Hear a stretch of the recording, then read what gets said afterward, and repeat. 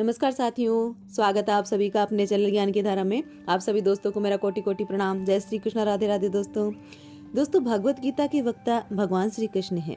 भगवत गीता के प्रत्येक पृष्ठ पर उनका उल्लेख भगवान के रूप में हुआ है। निसंदेह भगवान शब्द कभी कभी किसी भी अत्यंत शक्तिशाली व्यक्ति या किसी शक्तिशाली देवता के लिए प्रयुक्त होता है, और यहाँ पर भगवान शब्द निश्चित रूप से भगवान श्री कृष्ण को एक महान व्यक्तित्व वाला बताता है। किंतु साथ ही हमें यह भी जानना होगा कि भगवान श्री कृष्ण पूर्ण पुरुषोत्तम भगवान हैं। भगवान ने भी स्वयं भगवत गीता में अपने को परम पुरुषोत्तम भगवान कहा है, और ब्रह्म संहिता में तथा अन्य पुराणों में, विशेषतया श्रीमद् भागवतम में जो भागवत पुराण के नाम से विख्यात है, वे इसी रूप में स्वीकार किए गए हैं। अतः भगवत गीता हमें भगवान ने जैसे बताई है वैसे ही हमें स्वीकार करनी चाहिए। तो आइए दोस्तों, आज हम श्रीमद् भागवत गीता के अध्याय 2 का श्रवण करेंगे। संजय बोले कि पूर्वोक्त प्रकार से करुणा करके व्याप्त और आंसुओं से पूर्ण तथा व्याकुल नेत्रों वाले शोक का युक्त उस अर्जुन के प्रति भगवान मधुसूदन ने यह वचन कहा, हे अर्जुन, तुमको इस विषम स्थल में यह अज्ञान किस हेतु से प्राप्त हुआ? क्योंकि यह न तो श्रेष्ठ पुरुषों से आचरण किया गया है, न स्वर्ग को देने वाला है, न कीर्ति को करने वाला है। इसलिए हे अर्जुन, नपुंसकता को मत प्राप्त हो, यह तेरे योग्य नहीं है। हे परंतप, तुच्छ हृदय की दुर्बलता को त्याग कर युद्ध के लिए खड़ा हो। तब अर्जुन बोले कि हे मधुसूदन, मैं रणभूमि में भीष्म पितामह और द्रोणाचार्य के प्रति किस प्रकार बाणों से युद्ध करूंगा? क्योंकि हे अरिसुदन, वे दोनों ही पूजनीय हैं। इसलिए इन महानुभाव गुरुजनों को न मारकर इस लोक में भिक्षा का अन्न भी भोगना कल्याण कारक समझता हूँ, क्योंकि गुरुजनों को मारकर भी इस लोक में रुधिर से सने हुए अर्थ और काम रूप भोगों को ही तो भोगूंगा। और हम लोग यह भी नहीं जानते कि हमारे लिए क्या करना श्रेष्ठ है, अथवा यह भी नहीं जानते कि हम जीतेंगे या हमको वे जीतेंगे। और जिनको मारकर हम जीना भी नहीं चाहते, वे ही धृतराष्ट्र के पुत्र हमारे सामने खड़े हैं।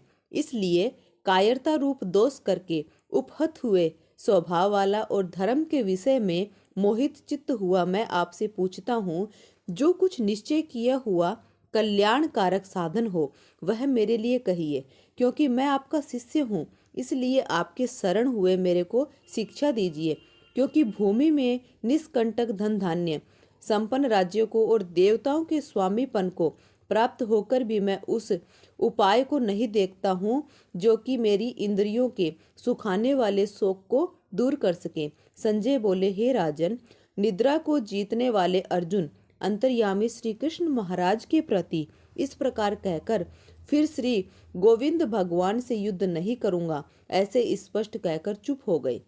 उसके उपरांत हे भरतवंशी धृतराष्ट्र, अंतर्यामी श्री कृष्ण महाराज ने दोनों सेनाओं के बीच में उस शोकायुक्त अर्जुन को हंसते हुए यह वचन कहे, हे अर्जुन, तू न शोक करने योग्यों के लिए शोक करता है और पंडितों के से वचनों को कहता है, परंतु पंडित जन जिनके प्राण चले गए हैं उनके लिए और जिनके प्राण नहीं गए हैं उनके लिए भी शोक नहीं करते हैं, क्योंकि आत्मा नित्य है, इसलिए शोक करना अयुक्त है। वास्तव में तो ऐसा ही है कि मैं किसी काल में नहीं था, अथवा तू नहीं था, अथवा ये राजा लोग नहीं थे, और न ऐसा ही है कि इससे आगे हम सब नहीं रहेंगे। किंतु जैसे जीवात्मा कि इस देह में कुमार, युवा और वृद्धावस्था होती है, वैसे ही अन्य शरीर की प्राप्ति होती है। उस विषय में धीर पुरुष नहीं मोहित होता है। अर्थात जैसे कुमार, युवा और जरावस्था रूप स्थूल शरीर का विकार अज्ञान से आत्मा में भासता है, वैसे ही एक शरीर से दूसरे शरीर को प्राप्त होना सूक्ष्म रूप शरीर का विकार भी अज्ञान से ही आत्मा में भासता है। इसलिए तत्व को जानने वाला धीर पुरुष इस विषय में नहीं मोहित होता है। हे कुंती पुत्र, सर्दी, गर्मी और सुख दुख को देने वाले इंद्रिय और विषयों के संयोग तो क्षण भंगुर और अनित्य है। इसलिए हे भरतवंशी अर्जुन, उनको तू सहन कर, क्योंकि हे पुरुष श्रेष्ठ, सुख दुख को समान समझने वाले जिस धीर पुरुष को ये इंद्रियों के विषय व्याकुल नहीं कर सकते, वह मोक्ष के लिए योग्य होता है। और हे अर्जुन, असत वस्तु का तो अस्तित्व नहीं है और सत का अभाव नहीं है, इस प्रकार इन दोनों का ही तत्वज्ञानी पुरुषों द्वारा देखा गया है। इस न्याय के अनुसार नाश रहित तो उनको जान कि जिनसे यह संपूर्ण जगत व्याप्त है, क्योंकि इस अविनाशी का विनाश करने को कोई भी समर्थ नहीं है। और इस नाश रहित अप्रमेय नित्य स्वरूप जीवात्मा के ये सब शरीर नाशवान कहे गए हैं। इसलिए हे भरतवंशी अर्जुन, तू युद्ध कर। जो इस आत्मा को मारने वाला समझता है तथा जो इसको मरा मानता है, वे दोनों ही नहीं जानते, क्योंकि यह आत्मा न मरता है न मरा जाता है। यह आत्मा किसी काल में भी न जन्मता है और न मरता है, अथवा न यह आत्मा हो करके फिर होने वाला है, क्योंकि यह अजन्मा नित्य शाश्वत और पुरातन है। शरीर के नाश होने पर भी यह नाश नहीं होता है। हे पृथापुत्र अर्जुन, जो पुरुष इस आत्मा को नाश रहित नित्य अजन्मा और अव्यय जानता है, वह पुरुष कैसे किसको मरवाता है और कैसे किसको मारता है। और यदि तू कहे कि मैं तो शरीर के वियोग का शोक करता हूँ, तो यह भी उचित नहीं है, क्योंकि जैसे मनुष्य पुराने वस्त्रों को त्याग कर दूसरे नए वस्त्रों को ग्रहण करता है, वैसे ही जीवात्मा पुराने शरीरों को त्याग कर दूसरे नए शरीर को प्राप्त होती है।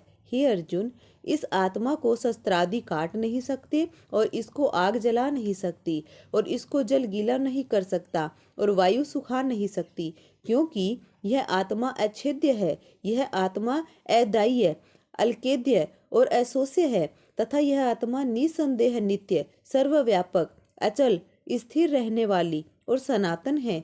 यह आत्मा अव्यक्त अर्थात इंद्रियों का अविषय और यह आत्मा अचिंत्य अर्थात मन का अविषय और यह आत्मा विकार रहित अर्थात न बदलने वाली कही गई है। इससे हे अर्जुन, इस आत्मा को ऐसा जानकर तू शोक करने योग्य नहीं है, अर्थात तुझे शोक करना उचित नहीं है। यदि तू इसको सदा जन्मने वाला और सदा मरने वाला माने, तो भी हे अर्जुन, इस प्रकार शोक करने को योग्य नहीं है, क्योंकि ऐसा होने से तो जन्मने वाले की निश्चित मृत्यु और मरने वाले का निश्चित जन्म होना सिद्ध हुआ।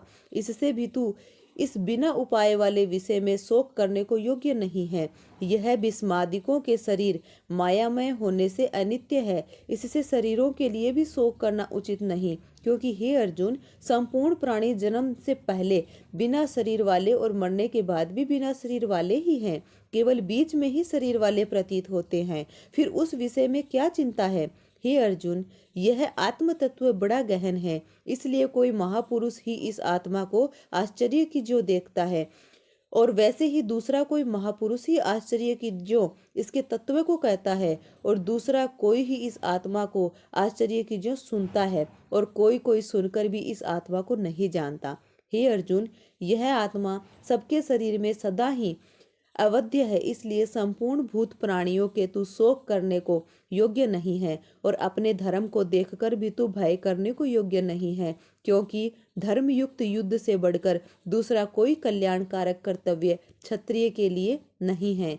हे पार्थ, अपने आप प्राप्त हुए और खुले हुए स्वर्ग के द्वार रूप इस प्रकार के युद्ध को भाग्यवान क्षत्रिय लोग ही पाते हैं, और यदि तू इस धर्म युक्त संग्राम को नहीं करेगा तो स्वधर्म को और कीर्ति को खोकर पाप को प्राप्त होगा, और सब लोग तेरी बहुत काल तक रहने वाली अपकीर्ति को भी कथन करेंगे, और वह अपकीर्ति माननीय पुरुष के लिए मरण से भी अधिक बुरी होती है।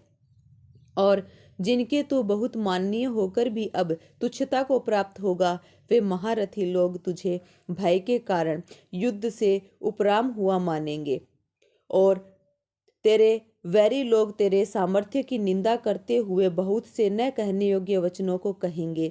फिर उससे अधिक दुख क्या होगा। इससे युद्ध करना तेरे लिए सब प्रकार से अच्छा है, क्योंकि या तो मरकर स्वर्ग को प्राप्त होगा अथवा जीतकर पृथ्वी को भोगेगा। इससे हे अर्जुन, युद्ध के लिए निश्चय वाला होकर खड़ा हो।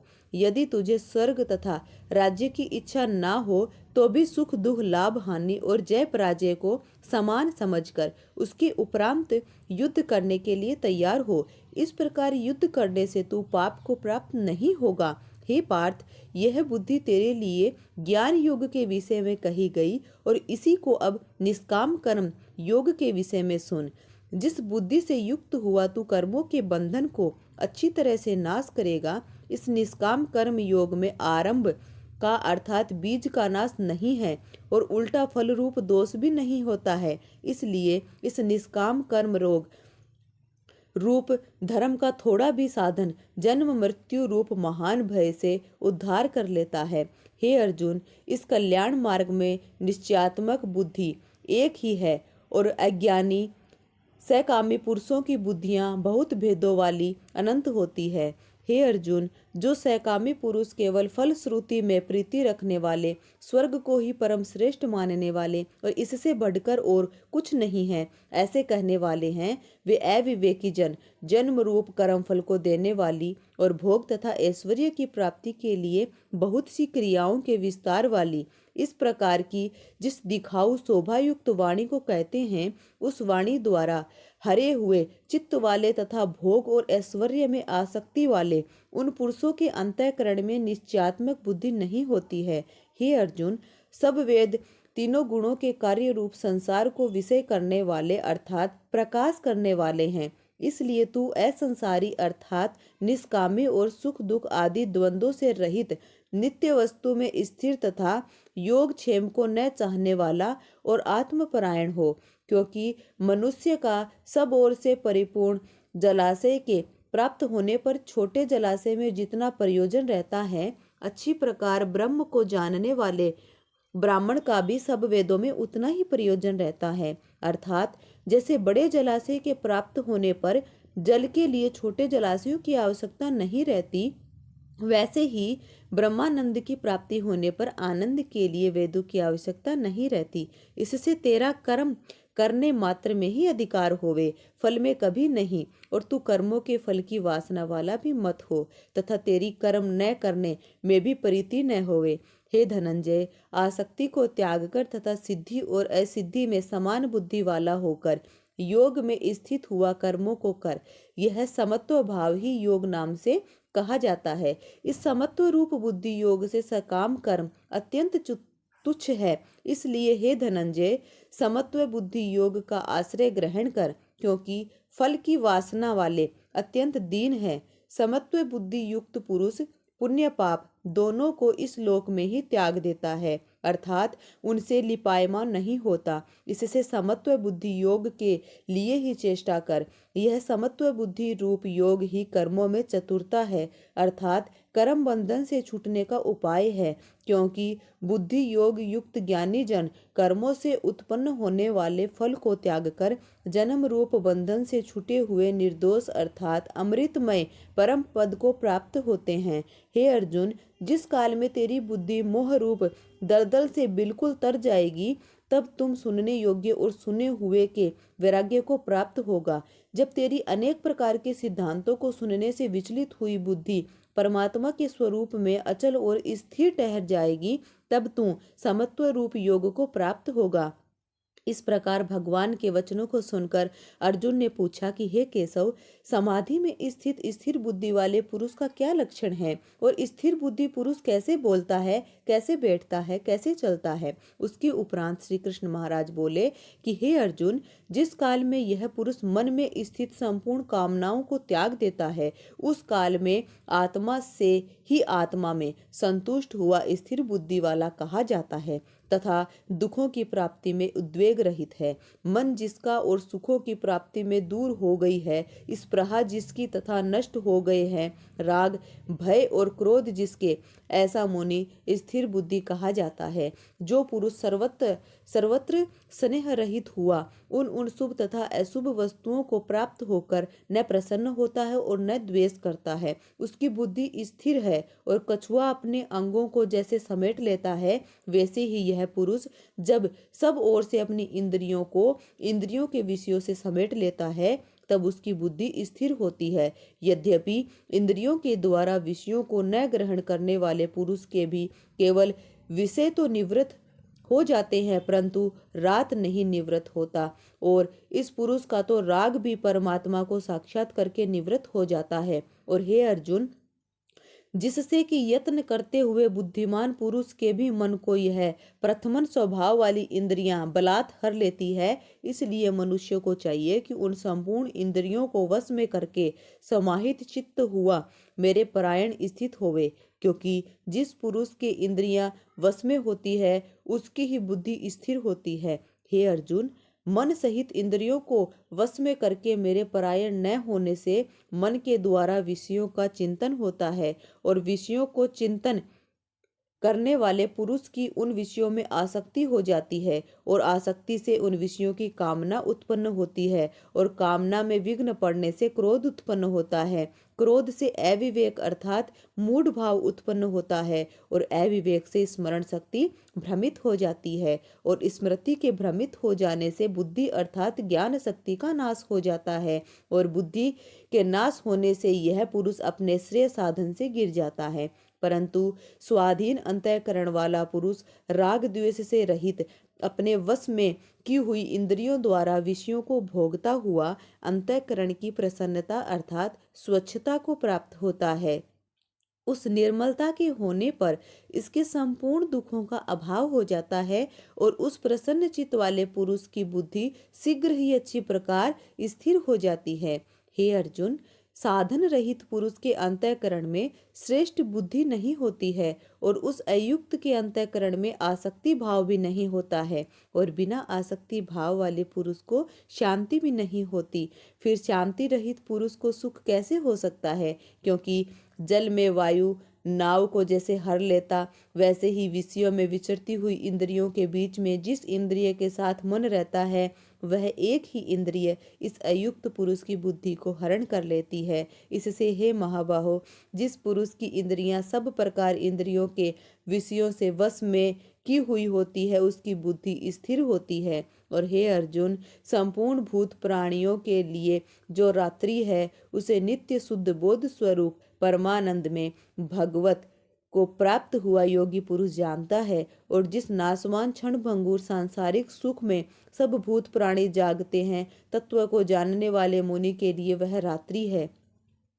जैसे सबोर से परिपूर्ण अचल प्रतिष्ठा वाले समुद्र के प्रति नाना नदियों के जल उसको चलायमान न करते हुए ही समा जाते हैं, वैसे ही जिस स्थिर बुद्धि पुरुष के प्रति संपूर्ण भोग किसी प्रकार का विकार उत्पन्न किए बिना ही समा जाते हैं, वह पुरुष परम शांति को प्राप्त होता है, न कि भोगों को चाहने वाला।